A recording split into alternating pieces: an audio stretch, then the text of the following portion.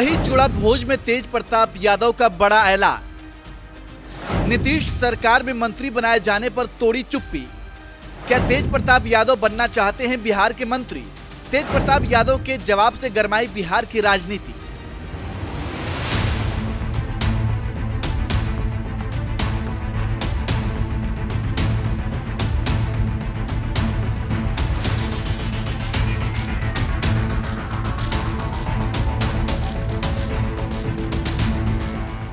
कभी बिहार की सत्ता संभालने वाले पूर्व मुख्यमंत्री लालू यादव को राजनीति का माहिर खिलाड़ी माना जाता था, लेकिन लगता है अब वो दौर चला गया है, क्योंकि कुछ ही महीनों पहले हुए विधानसभा चुनाव में बिहार की राजनीति ने ऐसी करवट मारी कि लालू की पार्टी से लेकर परिवार तक सब बिखर गया। एक तरफ जहां खुद लालू यादव को अपने बेटे तेज प्रताप यादव को पार्टी और परिवार से निकालना पड़ा, तो वहीं दूसरी तरफ तेजस्वी यादव को चुनाव में इतनी करारी हार मिली कि बड़ी मुश्किल से वो खुद की सीट बचा सके। और अब तो हालात ऐसे हो गए हैं कि पूरे बिहार में इस बात की चर्चा हो रही है कि तेज प्रताप यादव एनडीए सरकार में मंत्री बनने जा रहे हैं, जिस पर खुद तेज प्रताप यादव ने ऐसा बयान दिया जिससे सर्द भरे मौसम में बिहार की राजनीति गरमाई हुई है।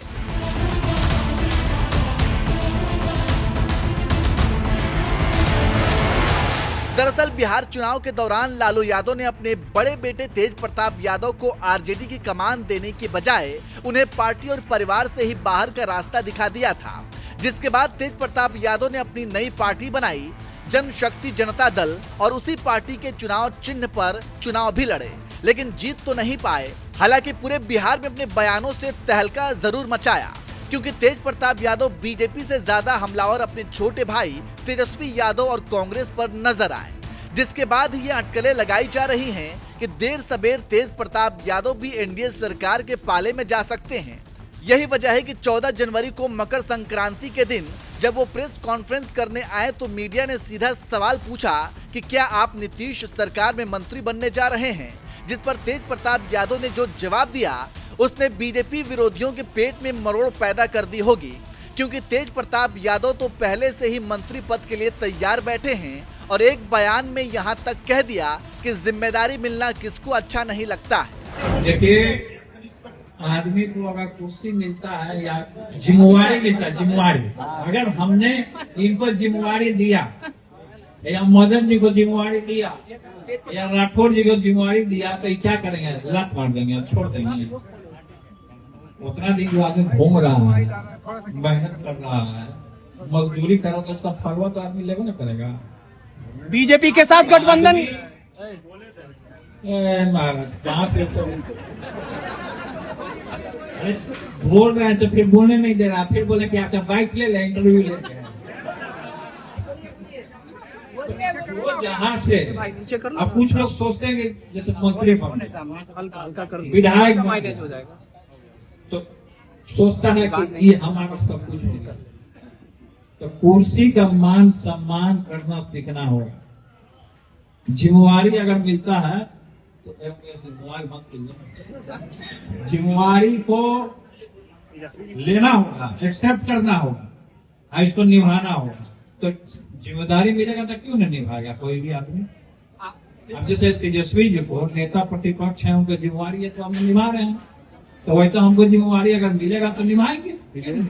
ये बात तो आप भी जानते हैं कि वो नेता ही क्या जो राजनीति में सीधे सीधे अपनी बात बोल दे।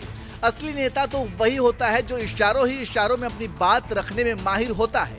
तेज प्रताप यादव कुछ ऐसे ही नेता हैं जिन्होंने दही चूड़ा भोज के मौके पर साफ कर दिया कि अगर एनडीए सरकार में मंत्री बनाए जाने का कोई ऑफर उनके पास आता है तो वो ऑफर ठुकराने की बजाय मंत्री बनाना ज्यादा बेहतर समझेंगे। और ये बात उन्होंने अपने पिता लालू यादव का उदाहरण देकर जनता को समझा दिया।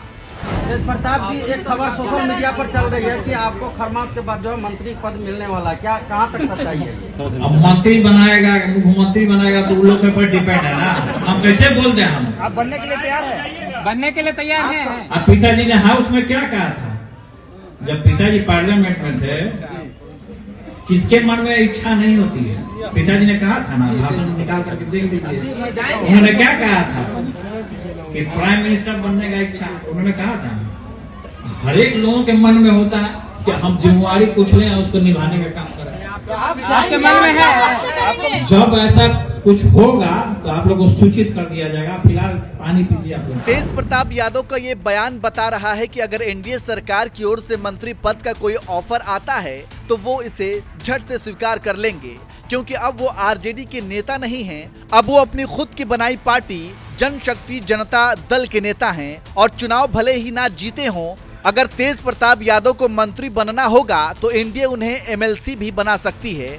यानी तेज प्रताप यादव के मंत्री बनने में बस ऑफर आने भर की देरी है और हो सकता है कि उन्हें मंत्री भी बना दिया जाए, क्योंकि बिहार चुनाव के वक्त से ही तेज प्रताप यादव का बीजेपी की ओर कुछ ज्यादा ही झुकाव नजर आ रहा है।